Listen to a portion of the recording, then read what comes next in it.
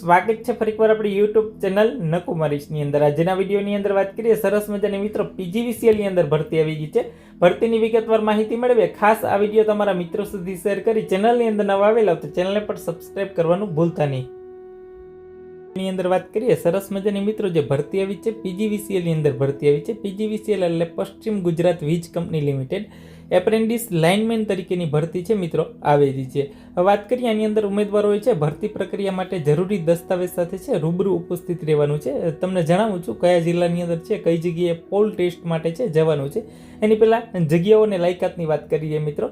Apprentice lineman માટેની જગ્યાની વાત કરીએ ભાવનગર ડિવિઝનની અંદર છે મિત્રો 22 જગ્યા છે, જે વર્તુળ કચેરી આવે છે ભાવનગર। મોરબી વર્તુળ કચેરીની અંદર 9 જગ્યા છે, જેમાં તમે general category SCBC EWS ST અને SC માં તમે જગ્યાઓ છે અલગ અલગ વાઇઝ જોઈ શકો છો। જૂનાગઢની અંદર 12 જગ્યા છે, બોટાદની અંદર 7 જગ્યા છે, સુરેન્દ્રનગરમાં 19 જગ્યા છે। ત્યારબાદ વાત કરીએ મિત્રો રાજકોટ ગ્રામ્યની અંદર છે 179 જગ્યા છે મિત્રો, અમરેલીમાં 30 જગ્યા છે, રાજકોટ શહેરની અંદર 136 જગ્યા છે, પોરબંદરમાં 11 જગ્યા છે, ભુજમાં 93 જગ્યા છે, અંજારની અંદર 42 જગ્યા છે, જામનગરની અંદર 108 જેટલી જગ્યા છે। ટોટલી મળી મિત્રો લાઇનમેન માટેની જગ્યા છે 669 જેટલી જગ્યાઓ છે મંગાવવામાં આવેલી છે। ત્યારબાદ મિત્રો વાત કરીએ આ જે પોસ્ટ છે મિત્રો એની અંદર છે એપ્રેન્ટિસ લાઇનમેન માટેની પોસ્ટ છે, જે વિશેષ જગ્યાનો પ્રકાર રહેશે એપ્રેન્ટિસ તાલીમાર્થી। તાલીમાર્થીનો પ્રકાર છે મિત્રો જે તાલીમનો પ્રકાર રહેશે એ જે કહેવાય ને કે ઇલેક્ટ્રિકલ લાઇનમેન કામની લગતી કામગીરી છે મિત્રો। એપ્રેન્ટિસ અધિનિયમ મુજબ તાલીમ આપવામાં આવશે, 1 વર્ષની તાલીમ રહેશે મિત્રો। આની અંદર ટેકનિકલ લાયકાતની અંદર વાત કરીએ 2 વર્ષનો રેગ્યુલર કોર્સની અંદર વાયરમેન કે ઇલેક્ટ્રિશિયન કરેલો હોય બરાબર, તો એવા લોકો આની અંદર છે એપ્લાય કરી શકે છે। ટકાવારીની વાત કરીએ માન્ય શૈક્ષણિક લાયકાત છે મિત્રો ધોરણ 10 પાસ હોવું જરૂરી છે। વયમર્યાદા છે 4/8/2024 થી વયમર્યાદા છે ઓછામાં ઓછી 18 વર્ષથી તમામ ઉમેદવારો માટે છે આની અંદર એપ્લાય કરી શકશે। વધારેમાં 18 થી 25 ની વચ્ચે આવતા હોય એવા લોકો છે આની અંદર એપ્લાય કરી શકશે। અનામત ઉમેદવારો માટે 30 વર્ષ માન્ય રહેશે મિત્રો। દિવ્યાંગ ઉમેદવાર હોય તો એને 35 વર્ષ રહેશે મિત્રો। સ્ટાઇપન્ડની વાત કરીએ સરકારના નિયમ મુજબ છે સ્ટાઇપન્ડ મળવાપાત્ર થશે ને જાતિ પુરુષ માટે જ આ ફક્ત છે ભરતી આવેલી છે મિત્રો। હવે તમે જ્યારે પોલ ટેસ્ટ દેવા જાઓ છો ત્યારે તમારે 2 સેટની અંદર ડોક્યુમેન્ટ છે લઈ જવાના રહેશે મિત્રો।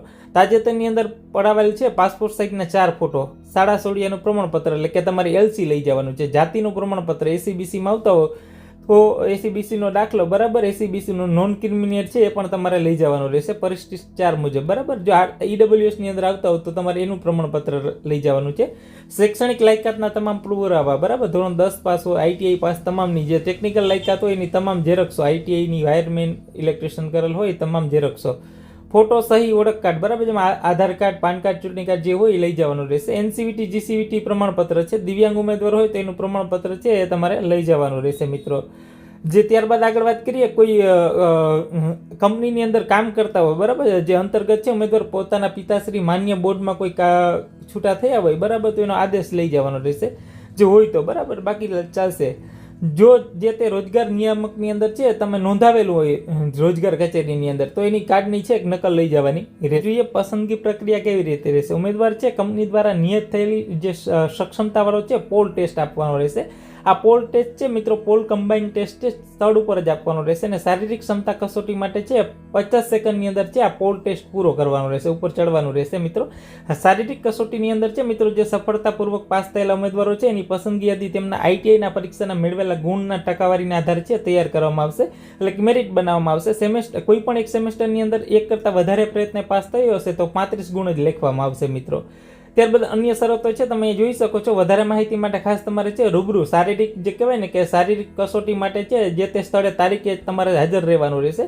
9:30 થી 5 વાગ્યા દરમિયાન છે જે તે વર્તુળ કચેરીએ છે હાજર રહેવાનું રહેશે। એપ્રેન્ટિસ માટે છે મિત્રો જે લોકોને લાઇનમેન માટે પોલ ટેસ્ટ આપવી હોય તો એના માટે સરસ મજાનું છે આયોજન કરેલું છે। અમરેલીની અંદર છે મિત્રો 10/9/2024 રોજ છે બરાબર, વડોદરાની અંદર 11/9/2024 છે મિત્રો અમરેલી, જે આ વડોદરા અને અમરેલી જે જિલ્લા છે એના માટે વર્તુળ કચેરી અમરેલી છે। PGVCL વર્તુળ કચેરી જે વીજ સેવા સદન છે તે જગ્યાએ જવાનું છે। સરનામું છે નોંધી લેજો અથવા અમારી ટેલિગ્રામ ચેનલ છે નકુમારીસ 25 એની અંદર છે મૂકી દઉં છું મિત્રો। રાજકોટ ગ્રામ્યમાં વલસાડ, નવસારી, નર્મદા છે, છોટાઉદેપુર, રાજકોટ, પંચમહાલ બરાબર અલગ અલગ જિલ્લા માટે અહીં તમને સરનામા બતાવેલા જ છે। તમે જે તે જિલ્લાની અંદર હો, સપોઝ કે દેવભૂમિ દ્વારકા જિલ્લા જામનગરની વાત કરીએ તો જામનગર ની અંદર છે મિત્રો જે અલગ અલગ અહીંયા સરનામું બતાવેલું છે ગેટકો કમ્પાઉન્ડ મહિલા ITI ની સામે બરાબર 7 રસ્તા પાસે જવાનું છે। આ સરનામું છે નોંધી લેજો. વિશેષ વધારે માહિતીની જરૂર હોય બરાબર જે તે ઉમેદવારને તો આ PDF છે મારી ટેલિગ્રામ ચેનલમાંથી ડાઉનલોડ કરી શકે છે. તો આ વિડીયોને લાઇક કરી તમારા મિત્રો સુધી શેર કરો.